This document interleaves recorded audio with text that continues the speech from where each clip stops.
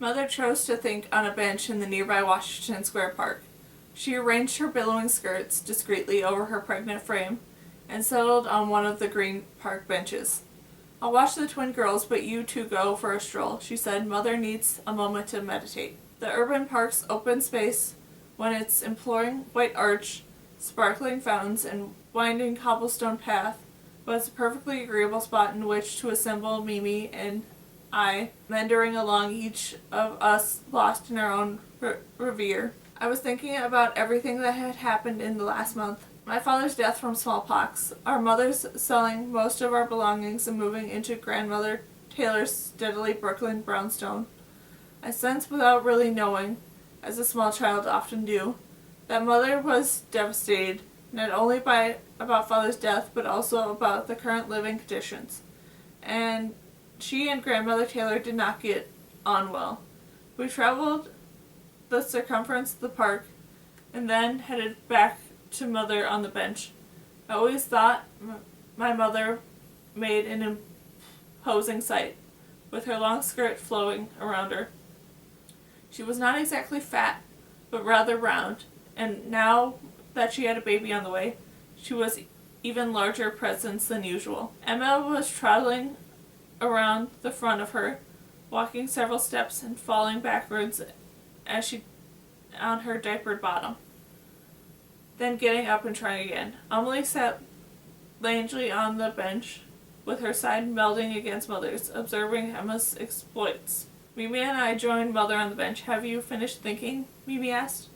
"I have." Mother took out the note Julia Treadwell had given her, and pressed it flat on her knee. "This has to be our future home." "Spirit Vale," Mimi read. I sometimes wonder how much my memory of the day had influenced by the things Mimi and I had talked about through the years. How much of it was purely my own remembering. Being a little older, she had a greater understanding of what was going on around us. Let me promise you, though, I am absolutely sure that the events happen next.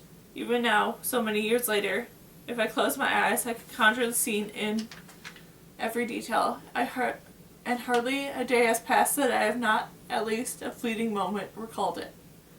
We were on a wide boulevard called Houston Street. It was a sedate scene, with only a few horse-drawn wagons passing by. My head was craned back, ogling at the wide 4- and 5-story buildings. Coming from New England, village of clipboard wooden houses, and city seems like something conjured from imagination, absolutely huge and wondrous. Mimi tapped me under the shoulder and hopped forward. It was still a game that had begun to play since coming to the city. I would try and jump farther than she without landing on the sidewalk crack. I took the challenge and sprung forward. But the moment I landed, the sidewalk pushed me back with tremendous force, throwing me into Mimi. Stumbling, the two of us fell over, me on top of my sister. Looking around, I saw Mother leaning over the twins in the preambler as though to shield them. She lifted one arm over her head, searching around for Mimi and me. "Stay down, cover your heads," she shouted the moment she spotted us. The next second, debris of rocks and dirt and plaster showering down on us. The brick crashed to my right. Mimi and I lunged to each side of the narrow opening crack let between us, traveling fast across the sidewalk. The pavement in front of me jutted forward, disconnecting, and two slabs thrusting themselves upward. I tucked myself into a ball, covering up as Mother had commanded. On every side the buildings were shaking, pow, pow, pow, followed by shrills cracking. 3 upper windows in a row from the building next to me exploded, raining shards and shatters of glass to the street. Gradually I realized that this terrible pain was burning in my head. It was as if my skull was vibrating in a tremendous speed, my teeth chattering so violently that my jaw ached. Became aware of a high, excruciating whine that seemed to be inside my head. When I checked on Mimi, she was also wincing in agony, her eyes shut tight and clutching her forehead. My eyes pulsated like a heartbeat. It was horrible. Terror rocked me, for I imagined that I might literally explode if I didn't all stop right away. An oncoming clang of approaching fire wagons mixed with a high whine in my head. Another set of fireballs from a different direction started up. I sensed a nearby presence, daring to open my clutched eyes. A man's worn brown shoes were the first thing I saw. Gazing up at the length of him, I took in a tall, gaunt man of about 40. His nearly black hair parted down the middle of his wind-blown and askew. A dark mustache above his thin lip twitched anxiously as his onyx eyes darted in every direction. Taking in the scene of the destruction, he lifted me to my feet with a strong, firm grip. "Where are your parents?" he asked with a heavy European accent.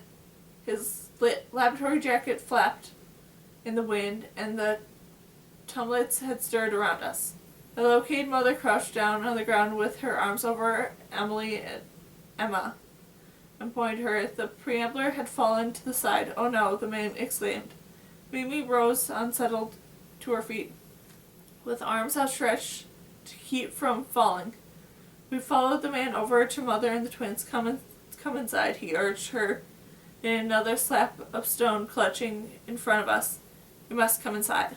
Mother carried one of the twins in each of her arms as we stumbled after him. The clanging of bells was now all around us. The horse-drawn fire wagon was pulling to a rapid halt, mixing with police wagons. The fireman leapt down and was instantly knocked over by the swaying ground beneath them. We followed the tall man into a nearby building marked 46 East. Once we were inside, he raced up the staircase ahead of us. "Follow me," he called over his shoulder. "I cannot wait. There is something I must do at once."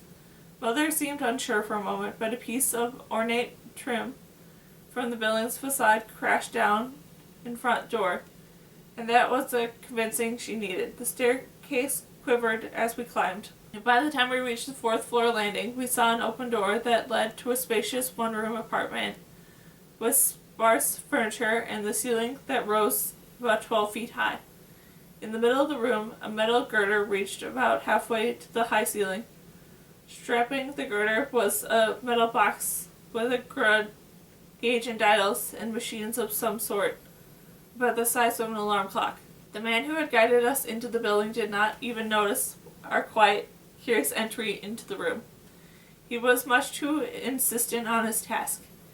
He held a sledgehammer over his head and violently smashed the repeaters after a repeated smash, destroying the small humming machine.